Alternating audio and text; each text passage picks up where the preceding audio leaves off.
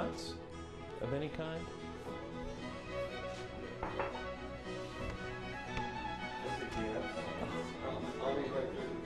Yeah.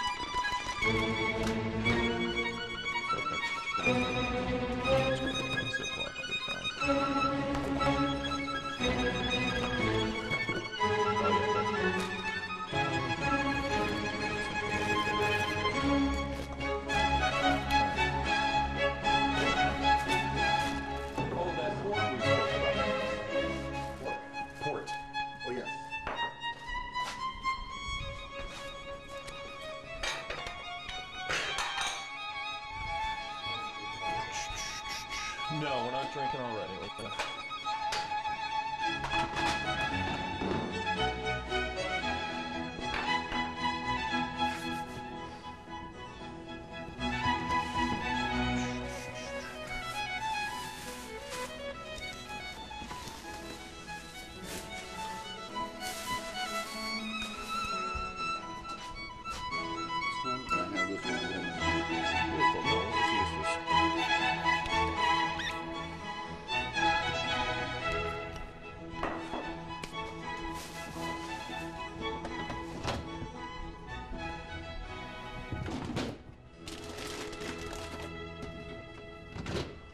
Garlic, Scott? Don't get the garlic.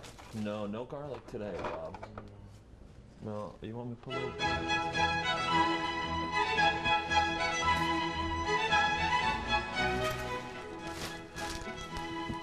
I think the only thing, maybe some flour.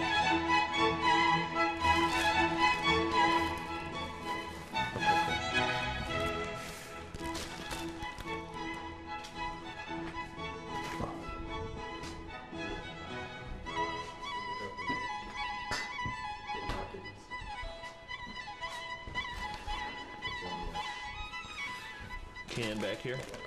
Perfect. All right, cool. All right, I think I got. And this is his father. How you doing? Scott Richardson from Bullfinches here with half the Bowers family. I'm here in Natick with Rick. We're missing Patrick and Elena. And if you hear anybody bark, it's Maisie right down there. All right. Shelby. This is Scott Richardson from Bullfinches Restaurant. We're doing Gorilla Gourmet. My friendly videographer, Bob Heisen from Heisen Photography. Show where we come into people's houses, see what they've got to cook with, and go from there.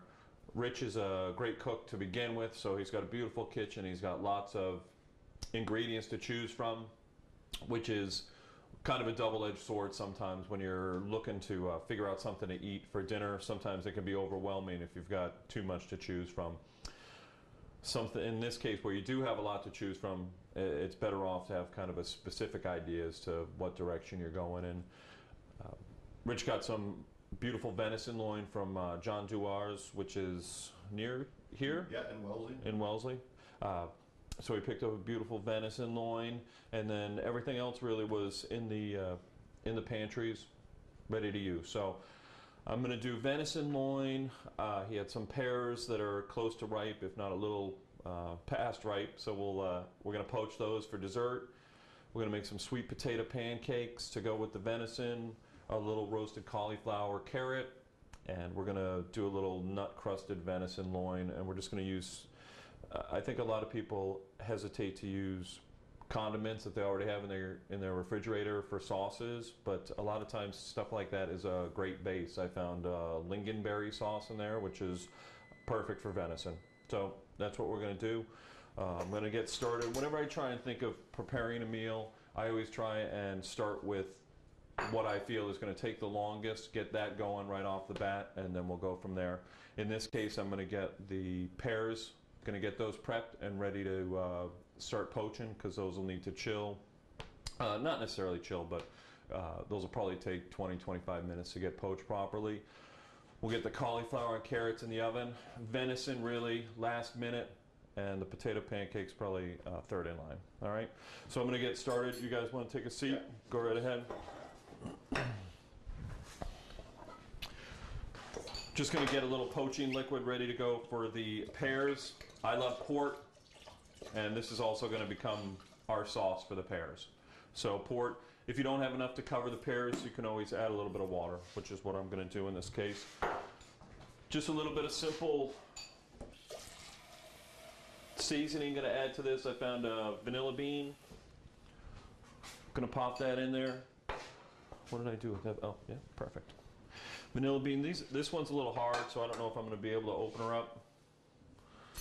We'll try. Slice it right down the middle. There we go. We got it open. We're going to put this on the stove. We're going to get a gentle simmer going. How quick do these come up? Pretty quick. Do they? Okay, good. So we got that going. Now what did I do with that paring knife I was going to use to peel these pears? You put it back in the drawer. No, it was my personal knife. There's a little one there.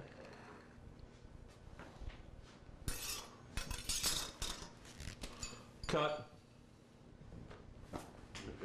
We found the knife. All right, yeah. Are we back on? We're back. All right, sorry about that. Found it. All right, so we're just going to do a quick peel of our pears. And probably with these, I'm going to, we're serving 4, correct? 4. So what I'm going to do is, to kind of speed up the poaching process, you don't have to necessarily peel them, poach them whole. So we're going to split them in half. That'll speed up the process a little bit. And generally something like this, a little dessert like this, even a whole pear might be a little too much, because we've got the full meal going on. So we'll do half pear per person. Plus we're going to serve a little bit of, I didn't notice if you got any ice cream or whipped cream or something like that. That's going to be plenty for dessert. It's only going to take me a minute, if that. Okay. All right, so we're back to peeling pears. Bob didn't find it very exciting. I think peeling pears is very exciting. I had one lady, Christmas Eve, she says, when are you going to do another Gorilla Gourmet? I love hearing the way you two guys talk back and forth. Yeah, exactly. It was funny. I can't believe it's been 6 months since we've done Yeah. it. Stay on me, Bob. We'll do it more often. Okay. Okay. So we're just going to cut these in half. Now, are those better off cooking if they're a little on the overripe side or underripe? Underripe, you can get away with a little bit of underripe. You don't want them mushy then? No, you don't want them mushy. Now, these are probably going to take 10, 15, maybe 20 minutes, depending. I haven't worked with this stove before, so I'm not quite sure how it's going to work. But basically, we're not looking to boil at all. We're just looking for very light poach, like you're poaching eggs. Just, keep just barely warm on that. And we'll go back. Best way to test is with a paring knife. We'll poke it into a paring knife. Poke a paring knife into it. Check for doneness. We're going to start with the roasted carrots and cauliflower. Nice, beautiful carrots. It's a shame we could make a carrot leaf pesto or something like this sometime down the line if we want to. I love roasted carrots. Rich, olive oil? Okay, cool. On the bottom right.